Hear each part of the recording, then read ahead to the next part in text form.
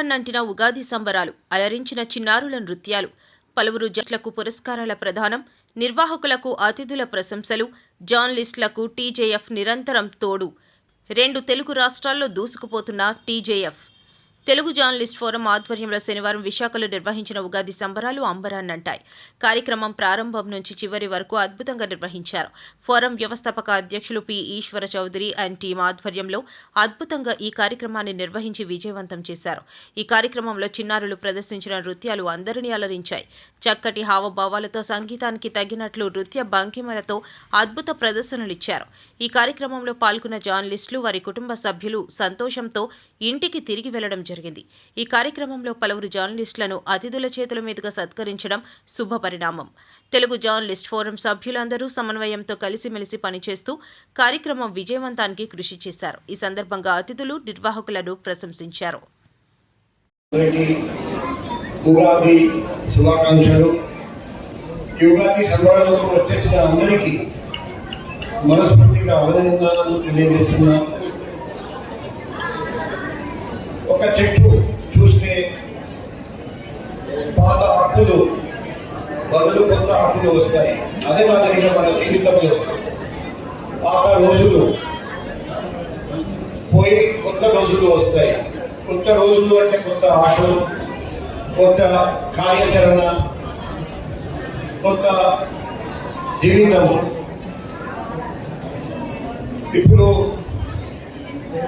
మన పరిధిలో నేను ఇప్పుడే కనుక్కున్నాను, టీజేఎఫ్లో 600 కంటే ఎక్కువ మంది, 604 మంది సభ్యులు.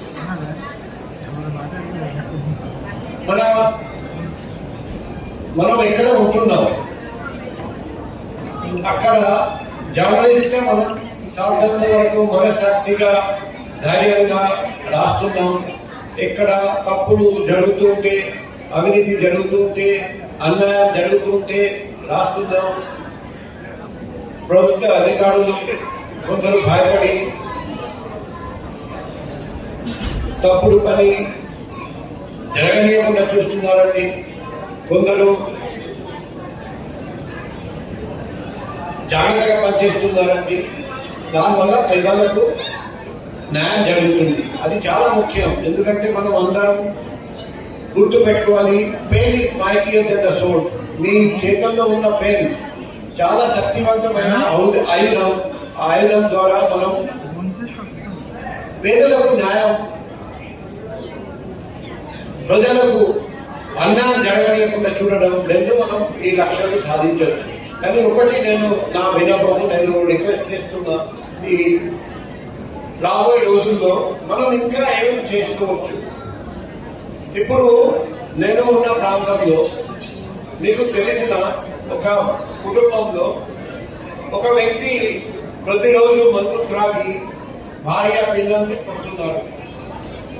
లేకపోతే గాంజాయి సేవించి ఒక అబ్బాయి, ఒక అమ్మాయి తల్లిదండ్రులకు ఇబ్బంది పెడుతున్నారు. లేకపోతే మీకు తెలిసిన ఒక అబ్బాయి బెట్టింగ్ చేస్తున్నారు, బాగా నష్టపోయాడు. లేకపోతే ఒక వ్యక్తి బాగా అప్పు తీసుకున్నారు, ఇప్పుడు అప్పు తీర్చలేక ఆత్మహత్య చేయడానికి మార్గాలు చూస్తున్నారు.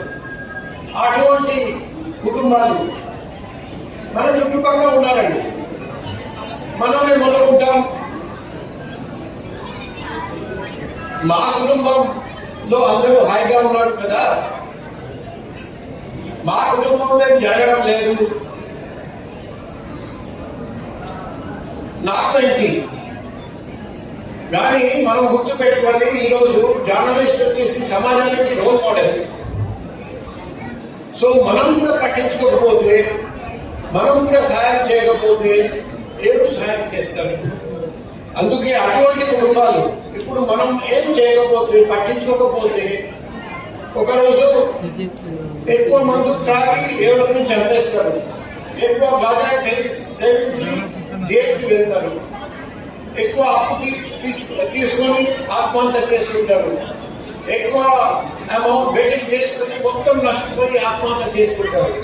అటువంటి సందర్భాలు రాబోయే రోజుల్లో జరుగుతాయి. కాబట్టి నా ఫ్యామిలీ, నా కుటుంబం, నా కమ్యూనిటీ అలా చూడకుండా ప్రతి కుటుంబమే నా కుటుంబం. ఆ కుటుంబంలో ఏదైనా ఇబ్బంది జరిగితే, ఎవరైనా తప్పు చేస్తూ ఉంటే మనం హెల్ప్ చేయడానికి ఏమైనా మార్గాలు ఉన్నాయా? సరే, నేను హెల్ప్ చేయలేను, మన సమాజంలో ఎవరైనా ఉన్నారా? పోలీస్ దగ్గరికి వెళ్తే పోలీసు వాళ్ళు హెల్ప్ చేయగలుగుతారా? పెద్దల దగ్గరికి వెళ్తే వాళ్ళు చెప్తే వింటారా? లేకపోతే ఆ బెట్టింగ్ సిండికేట్ లో ఎవరు ఉన్నారు వాళ్ళు అరెస్ట్ చేస్తే కనీసం ఆ అబ్బాయి బెట్టింగ్ అమ్ముతారా? లేకపోతే కొందరు ఉద్యోగం వస్తుందని నమ్మి డబ్బు ఇచ్చి మోసపోతున్నారండి. కొందరు విదేశాల్లో ఉద్యోగం ఇస్తామని నమ్మించి డబ్బు తీసుకొని విదేశాలకు పంపిస్తున్నారు. తర్వాత అక్కడికి పోయి చూస్తే మోసం. నాకు ఈరోజు కూడా లావోస్ నుండి ఫోన్ వచ్చింది. ఒక వ్యక్తి ఫోన్ చేసి ఇలా నమ్మి మోసపోయాం, కాపాడండి, నన్ను తీసుకెళ్ళండి అని చెప్తున్నారు. సో మన సమాజంలో ఇంకా ఇబ్బందులు ఉన్నాయి. ప్రజలు, మా చుట్టుపక్కల ఉన్న ప్రజలే ఇబ్బంది పడుతున్నారు. మనం ఏమైనా చేయగలిగితే ఈ ఉగాదిలో, రేపు ఉగాది మనం ప్రతిజ్ఞ చేసుకుందాం. చుట్టూ ఇదంతా జరుగుతుంటే కళ్ళు మూసుకొని ఉండకుండా కళ్ళు తెరిచి చూద్దాం, సాయం చేద్దాం. 10 మందికి చేయలేకపోయినా కనీసం ఒక్క ఫ్యామిలీకి హెల్ప్ చేద్దాం. ప్రతి టీజేఎఫ్ సభ్యుడు ఒక్క ఫ్యామిలీకి, అటువంటి ప్రాబ్లంలో ఇబ్బందిలో ఉన్న ఒక్క కుటుంబానికి సాయం చేయగలిగితే ఆలోచించండి, 604 కుటుంబాలకు మనం సాయం చేయగలుగుతాం. అలా చేయగలిగితే వైజాగ్లో ఎంతో మార్పు వస్తుంది. మిమ్మల్ని చూసి ఎంతమంది నేర్చుకుంటారు.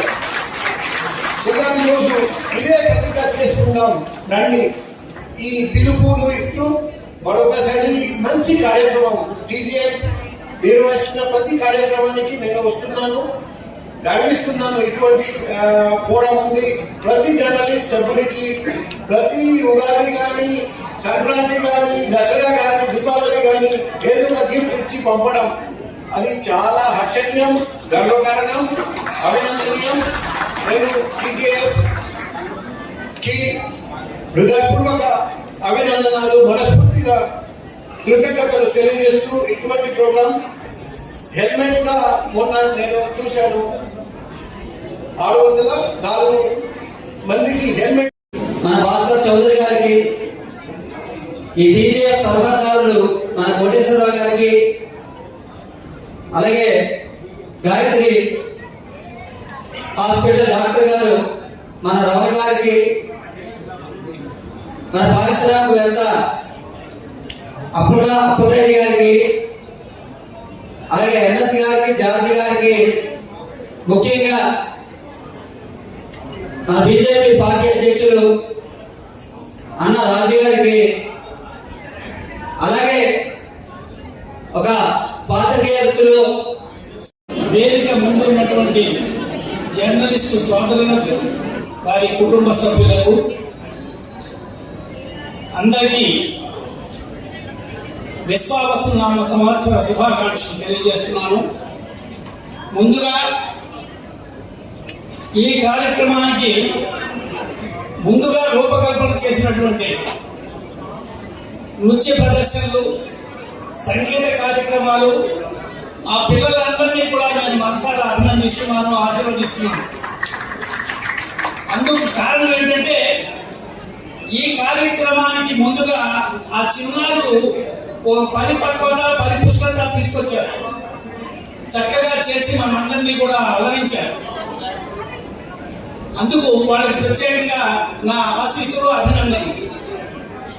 అలాగే ఆ చిన్నారులు తయారు చేసినటువంటి ఉపాధ్యాయులకు కూడా అభినందనలు. ఈశ్వర్ చౌదరి గారిని, ఈశ్వర్ చౌదరి గారు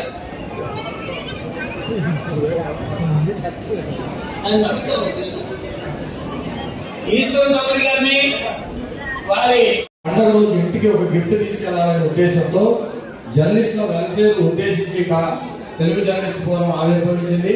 తెలుగు జర్నలిస్ట్ ఫోరం 2015 సంవత్సరంలో ఆవిర్భవించినప్పటి నుంచి కూడా అనేక సేవా కార్యక్రమాలు కూడా చేస్తూ వస్తున్నాం. ముఖ్యంగా ఉత్తరాంధ్ర జిల్లాకు సంబంధించి అనేక కార్యక్రమాలు చేశాము. దాంతో పాటుగా స్పెషల్ స్టేటస్ కోసం ఢిల్లీ జంతర్ మంతర్ దగ్గర కూడా ధర్నా చేసిన పరిస్థితులు ఉన్నాయి. దాంతోపాటు విశాఖ రైల్వే జోన్ కోసం కూడా తెలుగు జర్నలిస్ట్ ఫోరం అనేక కార్యక్రమాలు చేసింది. ఒక పక్క సామాజిక కార్యక్రమాలతో పాటు వెల్ఫేర్ కార్యక్రమాలు కూడా తెలుగు జర్నలిస్ట్ ఫోరం పెద్దపీట వేస్తూ వస్తుంది.